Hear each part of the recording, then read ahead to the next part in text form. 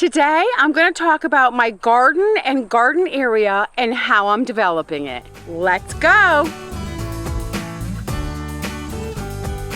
I want to start out by saying I always use as much like repurposed, recycled stuff as I can find around. And when I find something, I'm just always like, ooh! And then I just kind of put it aside, and then pretty soon I just have the best idea of where to use it. I'm going to point out a few things, okay? For one, the top bar up there, it's just this long metal pipe. I think it's from a well. There was probably a 2-inch well on the property at some point, and they pulled it and just set it aside. And so I was like, oh, I'm going to use this for something. And so there it is. I use it for the top of the garden. Then I attach these hay strings, which are obviously repurposed from my hay bales. And that way the, whatever I'm growing crawls right up there perfect, and you can help direct it. So it just can flourish up in the sun, the leaves getting all the sun and everything. These things I repurposed. These were on the property. And they've just been sitting around for a long time before we moved here. And then I just cut them out, scrubbed them out. I tried to use them as a horse waterer, and I was just like, I'm not really happy with that. And whatever. I finally ended up, I'm like, oh, I'm going to use them as a garden. And the cement blocks under there are reused because I had cement blocks left over from doing my new foundation. And so moving down the way here, it's just so funny. I was at my friend's house, and this box was on the burn pile. So I was just like, oh, can I have it? And she's like, sure. So I brought it home with the plan of using it as a garden box. But I had Hank in it for a little while, my tortoise. So I had to build a lid. But really, it's going to be a garden box, and that's what it is. So it's perfect. And it's under here. I want to grow tomatoes. And I'm just so excited about my gardening. I just keep expanding down the way.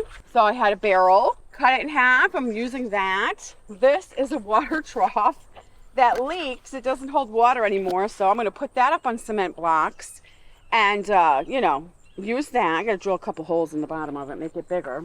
And everything ends at my lemon tree.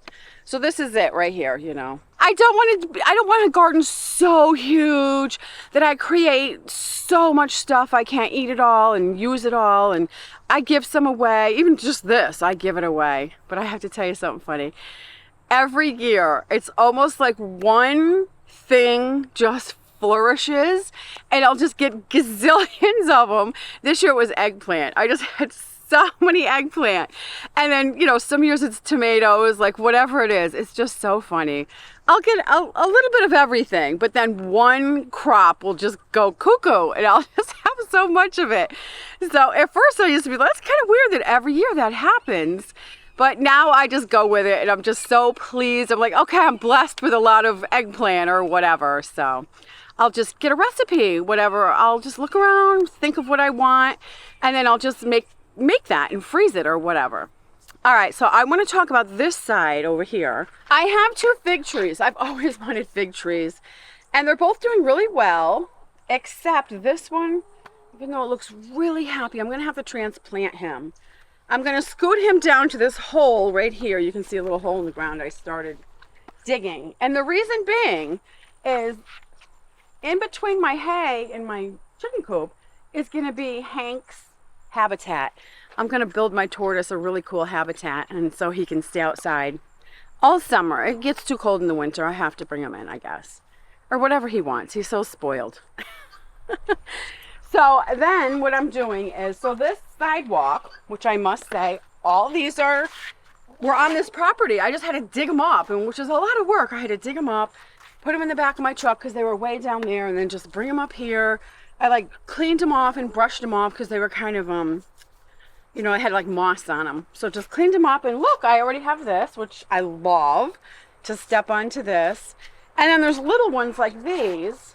So I'm going to move my fig tree down, and then this, I'll use the little ones, and I want this to be my little garden shack. So I hang my tools there. I'll probably have a 4x4 here and a 4x4 here, and a little roof, and then I'm going to have a nice wide shelf right here. I can put pots on or do repotting or whatever, and it's going to be so funny because when I'm repotting, I'll be able to look at my tortoise. I'll be like, hey, I'll throw him stuff if he wants it.